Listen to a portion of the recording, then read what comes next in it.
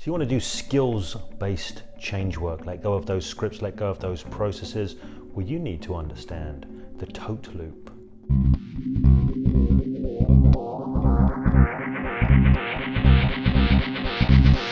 Hi there, this is James Tripp. This is a video for James Tripp Chaos Wave. We are exploring TOTE Loops. That's T-O-T-E, TOTE Loops, and how they relate, how they fit in with hypnotic change work, coaching, NLP change work, this kind of thing. Okay, so I'm making this video because I mentioned the TOTE Loop in the video I made 2 days ago on the 5 traits that keep people stuck, 5 personality traits that keep people stuck. I said I would expand a little more on the subject if people were interested in doing so. The TOTE Loop for me is a really important idea. It's a really important concept. If you're taking a skills-based approach to change work rather than just being a process jockey and running the same process every time, you need to understand TOTE loops and how they work in relation to sensory acuity. So the TOTE loop is something that I learned from learning NLP way back, and it actually comes from the world of cybernetics. When people think of cybernetics, they think of science fiction, of robots and stuff like that, but that's not really what cybernetics is about. It's the study of control systems. And the name cybernetics is interesting, and it's relevant here to what we're exploring because it comes from the ancient Greek kybernetica. I think that's the way it's pronounced. And this means steersman, as in one who steers a boat or a ship. I think the same term was used for the head of state as well. But initially it's one who steers a boat or a ship. And this is a metaphor which sums up perfectly what the TOTE loop is all about. So before we get into that metaphor, let me just unpack these 4 letters, T-O-T-E. That's test, operate, test, exit. Test, operate, test, exit. TOTE, although it never works that smoothly, we'll see why. And all it really is when we have an outcome, we want to be able to see where we're going, see metaphorically where we're going, and we want to know where we are, and we want to be able to compare and contrast the two and see whether they are the same. And if they're not the same, we want to take some kind of action to move these things together, and then we need to check again to see whether we're closer or further away. So a TOTE loop is a loop of continual checking between outcome and current position, and a matching up and seeing how good the fit is.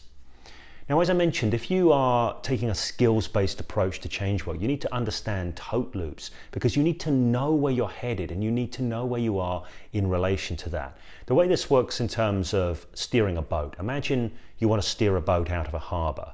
You need to know where the exit of the harbour is. You need to know where you're headed.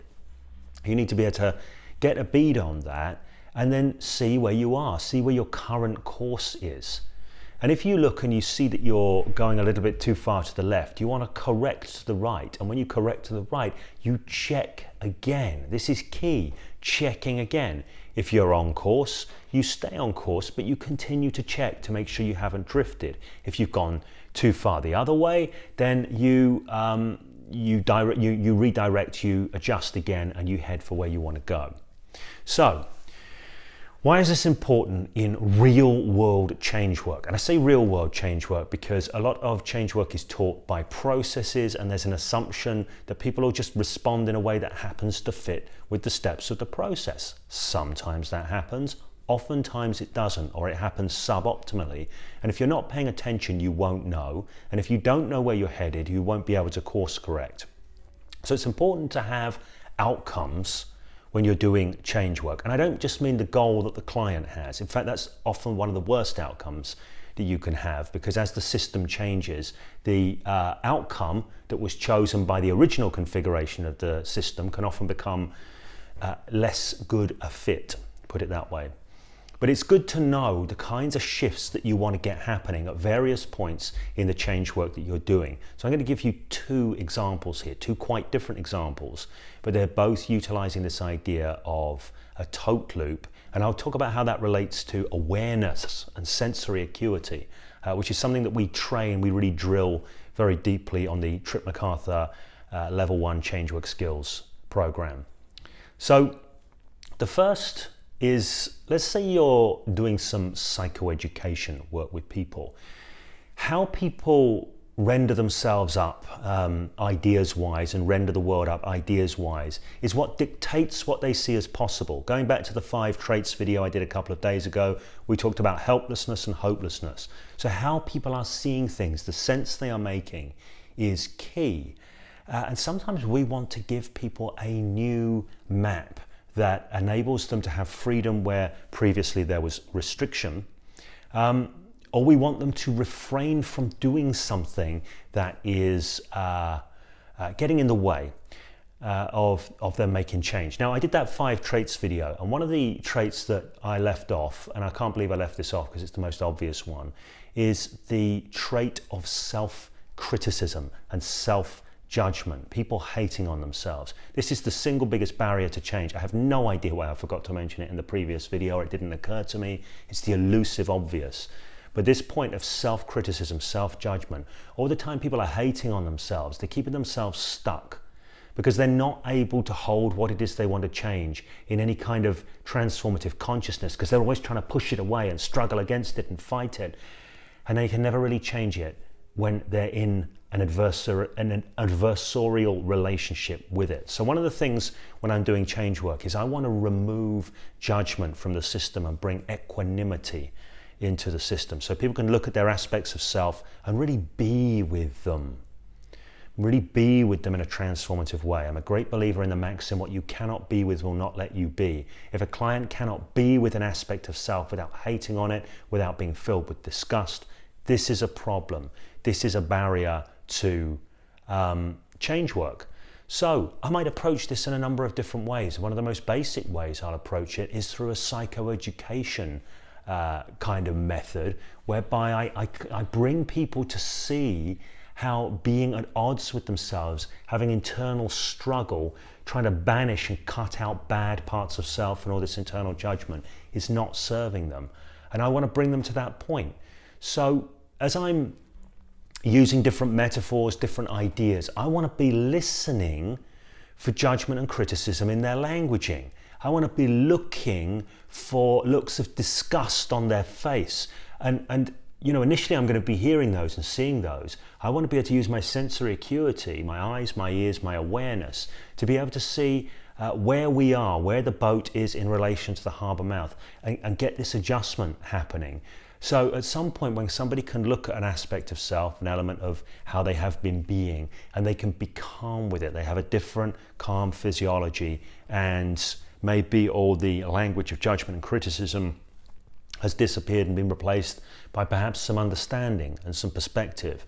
That is a mind shift. So that's a goal worth going for. And I'm running a TOTE loop in the back of my mind the whole time to see that we're on course with it. So I'll give you a second example. And again, it relates to this idea. I'm a big fan of this maxim, what you cannot be with will not let you be.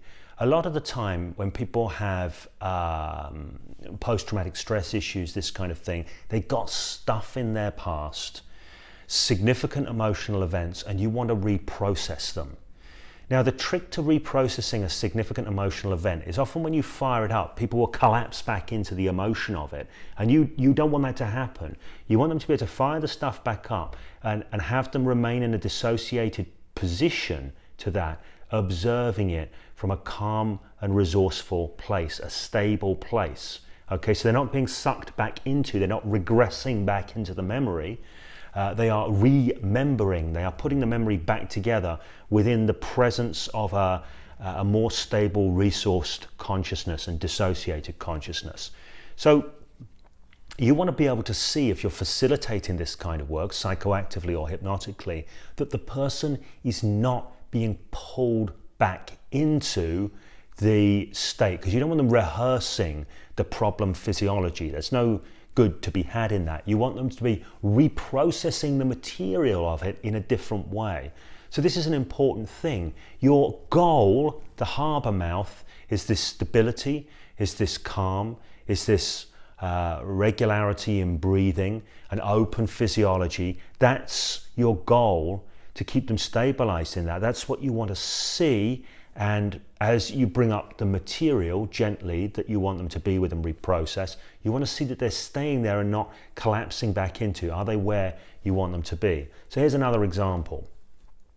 So the TOTE loop works like that. Test, operate, test, exit. So to give the letters, the first test is, are we where we want to be? If the answer is no, we operate, we perform an operation, we do something. If somebody is collapsing into a regression state, I might say, and continue to hear my voice and know that you are here, present in this room, and you're breathing now. That's right. Just relaxing and opening up. So I'm going to use my hypnotic suggestion and facilitation to stabilize. That's the operation. So test, operate, then I test again. Are we where we want to be? Are we on course? Yes, we are. And if we are, all is good to go. If they collapse back in again, another operation needs to happen. So this is how the TOTE loop works, and the foundational skill set that makes it work is paying attention. Now, you might not think that that's a skill, but most people miss 99.999% of what's going on in front of them. They're caught up in their own thinking about stuff. They're not paying attention to what's unfolding with the client. They don't notice the subtle shifts in physiology. This is essential stuff if you're doing change work. You want to resource a particular neural network that has previously not been resourced. You need to know what those resources look like expressed in someone's physiology, so you can know when you're there and you know when you plug it in that it's making a difference, because you see the difference. Present stimulus, change response. In a sense, that's the essence of an awful lot of change work. Okay, if you like this video, if this has been useful for you, you got some good oil from this, please do like the video, give it the thumbs up here on YouTube, and subscribe to the channel if you haven't already. If you want to make sure you get all the videos, set your notifications. If you have any questions, please make use of the questions or comments section. If you want to get on the Tripp-MacArthur Level 1 Changework Skills Development Program, we have a phenomenal offer this week only. It's running till Monday, midnight, Monday the 12th. And you get 38% off to come and do this phenomenal skills-based changework training, not process-based, not script-based, none of that, skills-based. You get 38% off if you book before midnight on January the 12th, midnight UK time. Okay, if you have any questions or comments, as I say, make use of the section below and the conversation will continue.